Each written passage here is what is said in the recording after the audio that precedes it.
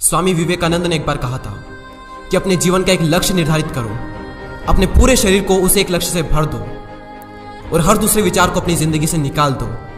यही सफल होने का मूल मंत्र है। हमें से कई लोग डॉक्टर एपीजे अब्दुल कलाम साहब को इंस्पिरेशन मानते हैं, लेकिन क्या आपको पता है कि उनकी इंस्पिरेशन कौन है? स्वामी विवेकानंद। और सिर्फ यही नहीं, बल्कि निकोला टेस्ला, सुभाष चंद्र बोस, लाल बहादुर शास्त्री और भी कई सारे ऐसे लीजेंड्स हैं जिनकी इंस्पिरेशन स्वामी विवेकानंद है। आज हम स्वामी जी के जीवन की 3 कहानियां डिस्कस करेंगे और जीवन की बहुत बड़ी सीख है इन तीनों कहानियों में। पहली कहानी, एक बार स्वामी जी को नदी पार करना था और वो नदी के पास में खड़े थे। तभी एक साधु ने आकर उनसे पूछा, क्या आप ही स्वामी विवेकानंद हो?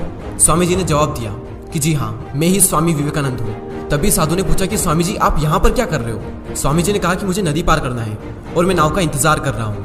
तभी साधु ने कहा कि तुम इतने बड़े इंसान हो, कई सारे लोग तुम्हें अपनी प्रेरणा का स्रोत मानते हैं और तुम एक नदी पार नहीं कर सकते। देखो मैं तुम्हें नदी पार करके बताता हूँ। तभी उस साधु ने पानी पर चल करके उस नदी को पार किया और फिर से पानी पर चल करके स्वामी जी के पास लौट कर आए और बोले कि देखो मेरे पास इतनी शक्ति है, मेरे पास इतना टैलेंट है, मेरे पास इतना ज्ञान है, उसके बावजूद भी मुझे कोई नहीं जानता। और तुम्हारे पास कोई ज्ञान नहीं, कोई शक्तियाँ नहीं, उसके बावजूद भी तुम्हें सब जानते हैं। तभी स्वामी जी मुस्कुराए और साधु से पूछा कि तुम्हें यह विद्या सीखने में कितना टाइम लगा? साधु ने कहा कि 15 साल। इतने में स्वामी जी की नाव आ गई और स्वामी जी ने साधु को नाव में बैठाया और वहां से चल दिए। दोनों ने नाव में बैठकर नदी पार की और पार करने के बाद स्वामी जी ने अपनी जेब से 1 रुपया बाहर निकाला और उस नाव वाले को दे दिया। यानी कि दोनों के मिला के 50-50 पैसे यानी 1 रुपया उन्हें दे दिया। तभी स्वामी जी ने साधु से कहा कि जो काम तुम 50 पैसे में कर सकते थे उसके लिए तुमने अपनी जिंदगी के 15 साल बर्बाद कर दिए। और अगर यही 15 साल तुम समाज की भलाई में लगाते तो आज तुम्हें भी पूरी दुनिया जानती। और मैंने यही किया, इसलिए मुझे पूरी दुनिया जानती है और तुम्हें कोई नहीं जानता।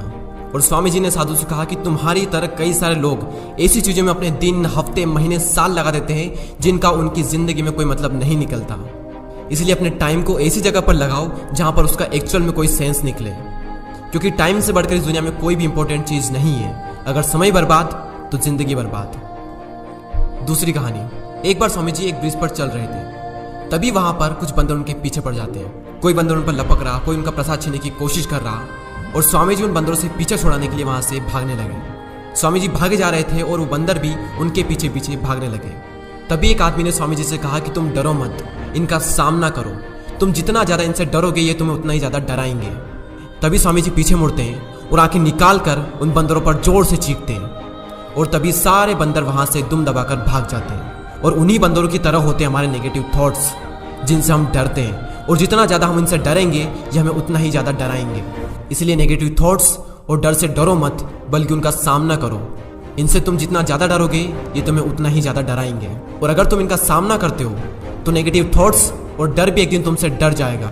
एक बार स्वामी जी उनके गुरु श्री रामकृष्ण परमहंस के साथ कहीं जा रहे थे। तभी रास्ते में उन्हें एक आदमी मिला जो पत्थर पर कुछ बना रहा था। तभी रामकृष्ण परमहंस जी ने पूछा कि तुम इस पर क्या बना रहे हो? तभी उस व्यक्ति ने जवाब दिया कि मैं एक राजा की मूर्ति बना रहा हूँ। रामकृष्ण जी ने पूछा कि क्या उस राजा की तुम्हारे पास में कोई तस्वीर है? तभी उस मूर्तिकार ने कहा कि नहीं, मेरे पास उनकी कोई तस्वीर नहीं है। तभी रामकृष्ण जी बोले कि अगर तुम्हारे पास उनकी कोई तस्वीर नहीं है तो फिर तुम उनकी मूर्ति कैसे बना सकते हो? तभी उस मूर्तिकार ने जवाब दिया कि भले ही मेरे पास उनकी कोई तस्वीर नहीं है, लेकिन मेरे दिमाग में उनकी स्पष्ट तस्वीर छपी हुई है। और कुछ ही देर बाद उस मूर्तिकार ने राजा की सुंदर मूर्ति बनाई भी। और स्वामी जी ये सारा दृश्य अपनी आंखों से साफ देख रहे थे। और तभी उन्हें अपने कुछ सवालों का जवाब मिल गया कि अगर कोई भी इंसान अपनी जिंदगी में कुछ भी पाना चाहता है तो उस मुकाम की या फिर उस चीज की तस्वीर उसके माइंड में एकदम क्लियर होना चाहिए। तो दोस्तों उम्मीद करता हूँ कि आपको ये तीनों कहानियां पसंद आई होगी। इसी तरह के और भी वीडियोस को देखने के लिए सब्सक्राइब करके बेल आइकन को प्रेस करें। मैं मिलता हूँ आपसे अगली वीडियो में।